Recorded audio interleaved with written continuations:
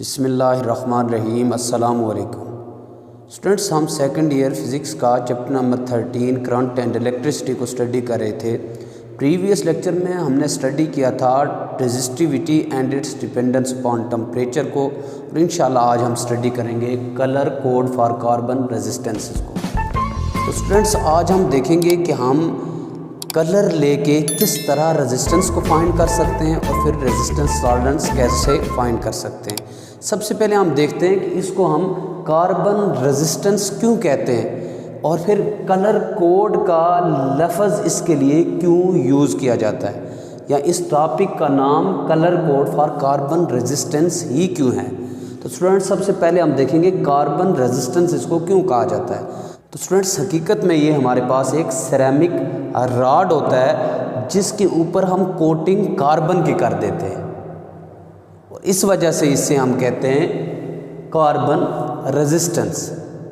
ये हमारे पास एक रॉड होता है सिरेमिक रॉड, इसको हम सबस्ट्रेट भी कहते हैं। सिरेमिक रॉड होता है जिसे हम क्या कहते हैं, सबस्ट्रेट भी कहते हैं। इसके ऊपर हम कार्बन की एक थिन लेयर की कोटिंग करते हैं जिसकी वजह से इसे हम कहते हैं कार्बन रेजिस्टेंस। और इसकी रेजिस्टेंस जो है हम कलर कोड यूज़ करके फाइंड करते हैं, इसलिए इस टॉपिक को हम कहते हैं colour code for carbon resistance. Students, इसमें 4 बैंड्स होते हैं। फर्स्ट बैंड क्या रिप्रेजेंट करता है, सेकंड क्या रिप्रेजेंट करता है, थर्ड क्या रिप्रेजेंट करता है, फोर्थ बैंड क्या रिप्रेजेंट करता है, रेजिस्टेंस टॉलरेंस क्या होती है, ये सारी चीज़ें इंशाल्लाह हम आज के इस लेक्चर में देखेंगे। तो स्टूडेंट्स, सबसे पहले हम देखते हैं कि फर्स्ट बैंड हमारे पास क्या रिप्रेजेंट करता है। फर्स्ट बैंड, तो स्टूडेंट्स फर्स्ट बैंड रिप्रेजेंट करता है फर्स्ट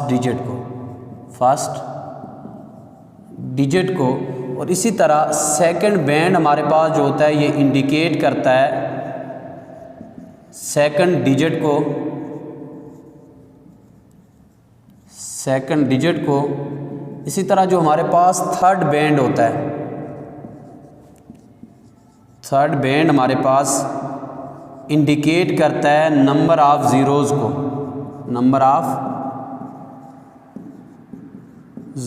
को, और इसी तरह फोर्थ बैंड जो हमारे पास होता है ये रिप्रेजेंट करता है रेजिस्टेंस टॉलरेंस को,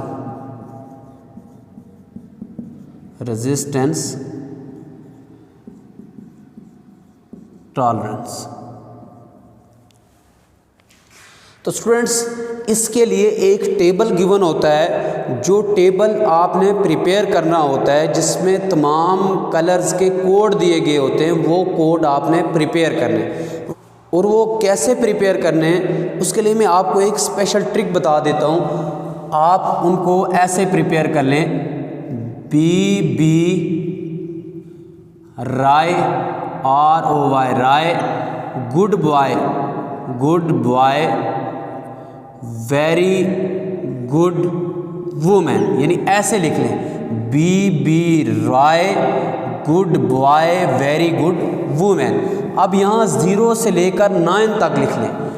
ये आ गया आपके पास 0, ये आ गया 1, ये आ गया 2, ये आ गया आपके पास 3, ये आपके पास आ गया 4, ये आपके पास आ गया 5, ये आ गया 6, ये 7, ये 8 और ये 9। यानी आपने पहले इसको ऐसे लिख लीजिएगा BB Roy good boy very good women, और स्टार्ट करना है 0 से और एंड आके 9 पे कर देना है। एक बात स्टूडेंट्स याद रख लीजिएगा, यहाँ पे B जो है वो 3 दिए गए हैं, तो इसलिए इसमें आपने कंफ्यूज नहीं होना। इसमें जो पहला है वो B ब्लैक है, दूसरा ब्राउन है, और तीसरा याद रख लीजिएगा ब्लू है। यानी पहला ब्लैक, दूसरा ब्राउन और तीसरा ब्लू।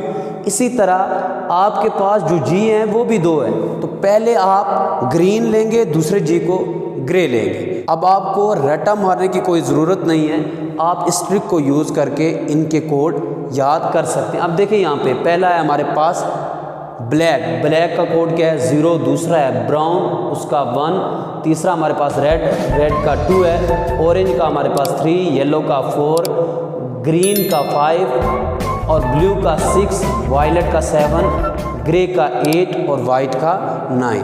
तो इस तरह से आप ये कोड प्रिपेयर कर सकते हैं। ये देखिए यहाँ पे हमने कोई सिरेमिक रॉड लिया है, इसको भी हमने 4 बैंड्स में डिवाइड किया है। तो ये फर्स्ट बैंड है, ये सेकंड है, ये थर्ड है और ये फोर्थ है।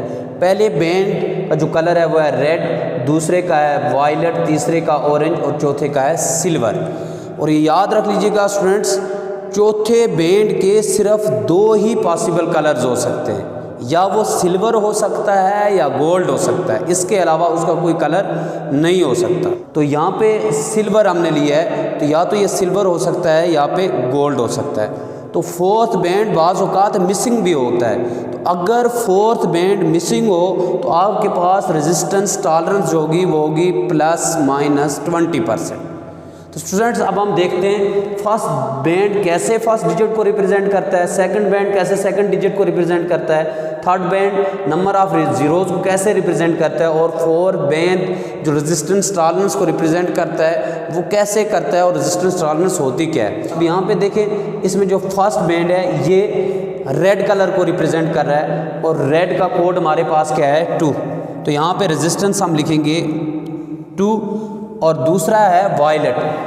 अब हमारे पास सेकंड बैंड क्या रिप्रेजेंट करता है, सेकंड डिजिट को।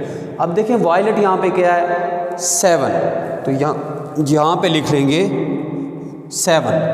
अब थर्ड बैंड हमारे पास क्या है ऑरेंज। अब ऑरेंज का हमारे पास कोड क्या है, ऑरेंज का कोड हमारे पास है 3 और थर्ड बैंड रिप्रेजेंट करता है नंबर ऑफ ज़ीरोज़ को। अब इसका कोड 3 है और ये रिप्रेजेंट करता है नंबर ऑफ ज़ीरोज़ को, तो इसकी जगह हम लिख लेंगे 3 ज़ीरोज़। और फोर्थ बैंड क्या रिप्रेजेंट कर रहा है, रेजिस्टेंस टॉलरेंस को। अब रेजिस्टेंस टॉलरेंस क्या होती है, याद रख लें, वेरिएशन इन मार्क्ड वैल्यू। जो इसके ऊपर मार्क रेजिस्टेंस होती है या मार्क वैल्यू होती है, उसी में जो वेरिएशन आती है, चेंज आती है, उसी को हम रेजिस्टेंस टॉलरेंस कहते हैं। और ये चेंज 2 तरह से हो सकती है, या तो वैल्यू इंक्रीज़ हो सकती है या डिक्रीज़ हो सकती है। यानी कि अगर आपके पास मार्क्ड वैल्यू 2500 है तो इसमें 2 तरह से चेंज हो सकता है, या तो वैल्यू 25 से इंक्रीज़ हो जाए 2600 भी हो सकती है, या फिर डिक्रीज़ भी हो सकती है 2400 भी हो सकती है। और यहाँ पे हमने फोर्थ जो बैंड है उसका कलर लिया हुआ है सिल्वर कलर। मैंने आपको बताया था कि फोर्थ बैंड के 2 ही पॉसिबल कलर्स हैं, या सिल्वर है या गोल्ड है। और सिल्वर की रेजिस्टेंस टॉलरेंस होती है ±10% और गोल्ड की है ±5%। यहाँ पे सिल्वर है तो इसलिए रेजिस्टेंस टॉलरेंस इसकी आ जाएगी ±10%।